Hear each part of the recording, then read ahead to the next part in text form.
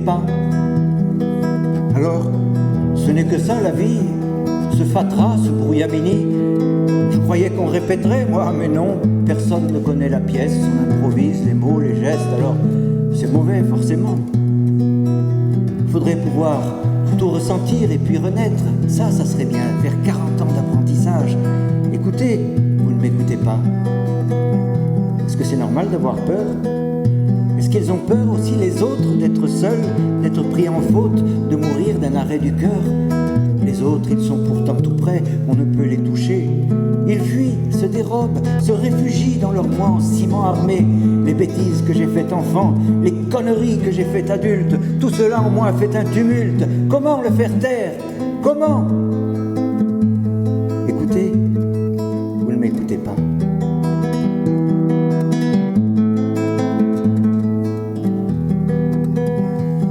Les autres sont comme nous, quand le soleil se montre après 3 jours de pluie, ils se mettent à rêver, ils se croient en été et en oublient leur montre.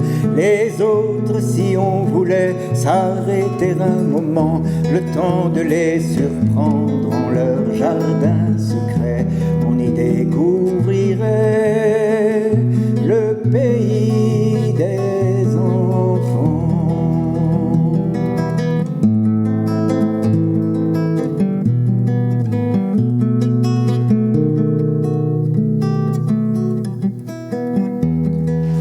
Les autres, ils sont contents quand on a besoin d'eux pour trouver son chemin, quand on ose leur dire ce que disent les yeux lorsqu'ils disent un sourire.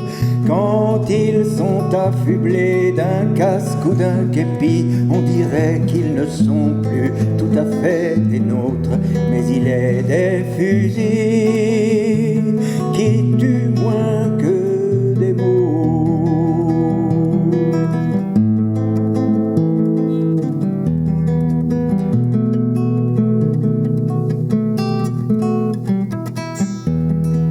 Les autres, ils fanfaronnent la mine suffisante, l'univers est à eux, et puis quand ils déchantent, au lieu de les juger, il vaut mieux les aimer. Les autres ont une odeur à laquelle on s'attache, des gestes familiers qui sont pleins de tendresse, où l'on voit la faiblesse rassembler son courage. Les autres ont un manteau et puis un pullover et puis une chemise et puis rien que la peau et puis dedans un cœur, et c'est là qu'ils sont beaux.